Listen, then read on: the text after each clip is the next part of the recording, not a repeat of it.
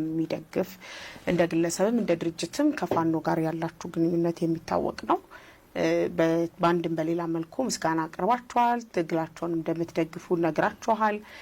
በዚህ በኩል ደግሞ ፍጹም ሰላማዊ ጠጠር የማይወረውር የትግል አደረጃጀት ነው የሚያስፈልገው ወይ ለዛ ነው አድቮኬት የምናደርገው እያላችሁ ወይስ ደግሞ እንደየሁኔታው ይቀያየራል ሐሳባችሁ? ምናልባት እንዳስፈላጊነቱ የትጥቅ ትግል የሚያስፈልጋል ብላችሁ የምታምኑት? አይደለም፣ ፈጽሞ አይደለም። አሁን ቅድም ባስቀምጥኩልሽ አግባብ ነው። ሀገራችን ውስጥ ሶስቱ ትላልቅ ጉዳዮች ምንድናቸው ብለን የአንድነቱ የጭፍጨፋና ዲሞክራሲ ብለናል።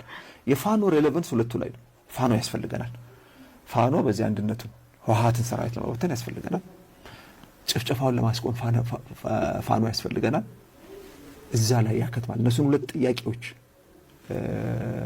ከመለስን በኋላ ግን ፋኖ ከዚህ በፊት ሲያደርግ እንደነበረው በታሪክ ሲያደርግ እንደነበረው አሁን ሀገር ስለተረጋጋች ማለት ነው ወደ የቤት ይመለሳል ማለት ነው። ወደ የቤት ይመለስና የዲሞክራሲውን ጥያቄ በምን እናስኬደዋለን ማለት ነው? በዚህ በፖለቲካ እናስኬደዋለን ማለት ነው። እንደኛ አይነት ፍጹም ሰላማዊ የሆነ የፖለቲካ ተቋም፣ የፖለቲካ ድርጅት፣ የሲቪክ ተቋማት፣ ህዝባዊ አደረጃጀቶች፣ የወጣቶች፣ የሴቶች፣ የሙያ ማህበራት ያን ትግል ሰላማዊ ትግል ከዳር ያደርሱታል ማለት ነው። ስለዚህ የትኛው ላይ ነው? ከሶስቱ የትኛው ላይ ነው የፋኖ አስፈላጊነት? ሁለቱ ላይ ነው። ሁለቱን ግቦች ያለ ፋኖ ማድረግ አንችልም። ያለ ፋኖ መንፈስ ያይበገሬነት፣ ህዝባዊነት፣ ያለ ደሞዝ ለሀገር መውደቅ፣ ከህዝብ መወገን፣ ይሄ በጣም ወሳኝ ነው ሁለቱን ችግሮች ለመፍታትና ከዛ አኳያ ነው እኛ ፋኖን እንደግፍ። አለቀ። ፋኖን ለምን እንደሚፈልገው ግልጽ ነው። የደበቀው ነገር የለም፣ የሸፈነው ነገር ለአሃዱ ቴሌቪዥን ይመስለኛል ተመሳሳይ ቃል ተነግሯል። ምስክር በሶስት ይጸናል እንዲሉ ሶስተኛውን ሰምተን ይመጣል። ምስክር በሶስት ስለሚጸና ማለት ፋኖን ስለ ቃሉ በጣም ይቅርታ እንደሆነ ነገር ተጠቅሞ ለመጣል ነው የሚፈልግ። ፋኖ ውስጥ ኢንጂነሮች አሉ፣ ፖለቲካ ሰዎች አሉ፣ የምሁራን አሉ፣ ጠንቅቀው ሁሉን ነገር ያሉ ሰዎች። እነዚህ ፖለቲካውን ማስቀጠል አይችሉም። በቃ ለሁለት ነገር ያስፈልጉናል፣ ለመሞትና ለመታገል፣ በደሞዝ ደም ለማፍሰስ ደማቸው ለመፍሰስ ያስፈልጉናል። ከዛ በኋላ ተመለስ ቀጥል ነው እንሰማዋለን። ሶስተኛውን እንሰማዋለን ዋነኛው። ስለዚህ ፋኖ አሁን ባለው አደረጃጀት አሁን ባለው ራዕይ የአማራ አይደለም፣ በአማራ ላይ ግን ያለ ነው። አማራ ላይ ቤዝድ የሆነ ነው። በታሪካዊ አመጣጡን ደግሞ ስንመለከት የአማራ የሚለው እንደ ፖለቲካ እሴት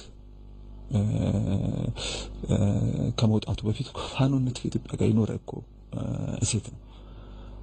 በትግራይ እኮ ፋኖ ነበር እኮ፣ በኦሮሚኛ ተናጋሪ አካባቢዎች እኮ እዚህ በሸዋ እኮ ፋኖነት ነበር እኮ፣ በወሎ ውስጥም እንደዛ፣ አገው እኮ ፋኖ አለው፣ ቅማንት እኮ ፋኖ አለው። እና ፋኖ ሁሉ ጊዜ ከኢትዮጵያ ታሪክ ጋር አብሮ የኖረ መሆኑን መዘንጋት የለብንም። አሁን የተፈጠረ ነገር አይደለም።